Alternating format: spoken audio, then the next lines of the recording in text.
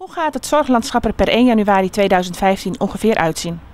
Nou, er veranderen inderdaad een heel aantal dingen. Daarom zijn we vandaag ook hier in Dokkum om onze klanten, de Dokkumerse burgers, goed te informeren. Eén van die veranderingen is dat de langdurige zorg verandert. Er gaan zaken over naar de gemeente. Denk aan de huishoudelijke hulp die al over was gegaan, maar ook de dagbesteding. En de verpleging en verzorging gaat over naar de zorgverzekeraar. En wat zul je zien? Met de ingang van 1 januari dat ook in deze gemeente er gewerkt gaat worden in gebiedsteams of wijkteams. Waarin de mensen van de gemeente samenwerken met onze wijkverpleegkundigen. En dat is echt een belangrijke verandering.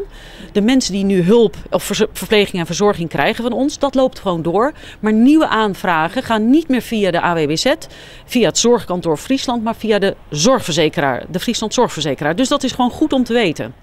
Je bent een kwartiermaker van de gebiedsteams die nou aanstaan opzet worden hier in Noord-Friesland. Wat is een kwartiermaker en wat zijn gebiedsteams? Dat zijn een hele grote vragen, maar ik begin bij het eerste. Kwartiermaker, dat is iemand die het voorbereidt. Die zorgt dat de gebiedsteams aan het werkje kunnen. Want er moet natuurlijk hele grote gebeuren. Er komen grote nieuwe taken naar de gemeente vanuit de jeugdzorg en ik vanuit de AWBZ. Er zijn alle nieuwe taken voor de gemeente, dus de gemeente moet er voorbereid wezen. En de gemeente had natuurlijk net voor al die taken zelf de kennis en de medewerkers in huis. Dus wij zijn in september al begonnen om op te starten met medewerkers bijvoorbeeld van bureau jeugdzorg, medewerkers van MEE Friesland, medewerkers van algemeen maatschappelijk werk, maar ik de opbouwwerkers, bijvoorbeeld van het bouwwerk, die zitten ik in het gebiedsteam. Naast de mensen vanuit de gemeente zelf, vanuit de WMO. Er zijn 4 gebiedsteams in Noord-Friesland. Er is een gebiedsteam Dantumadeel, een in Dongeradeel, een in Verwederdeel en een in Kollemelaan.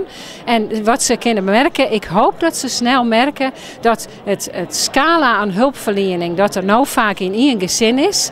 Dat ze langs een ander heen werken, dat er geen stuur op is, dat er vanuit de gebiedsteams één regisseur op één gezin komt. En dat gezin een één aanspreekpunt ha. Natuurlijk is er dan ook nog wel verschillende vormen van zorg, maar ze hebben één aanspreekpunt wat dat voor hen regelt. En ze kunnen de gebiedsteams bereiken door het telefoonnummer van hun eigen gemeente te bellen. Hoe belangrijk is een zorgmanifestatie die opzet is voor de Friesland voor je?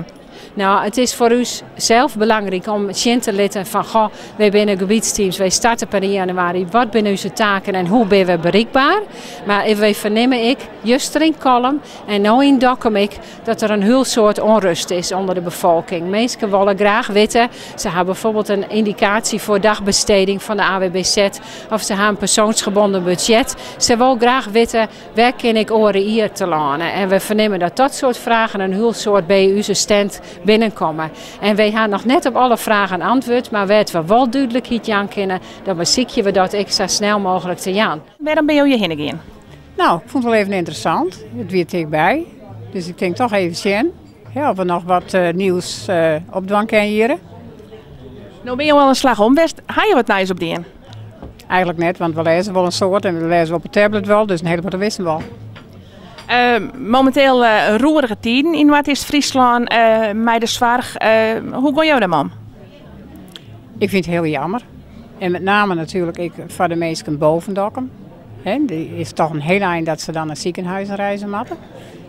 Uiteraard ik voor het personeel, wat erg een best dingen heeft. Dus dat is ontzettend jammer. Als er een zorgmanifestatie is van de Friesland, vind je dat dan net een beetje dubbel? Enerzijds wel.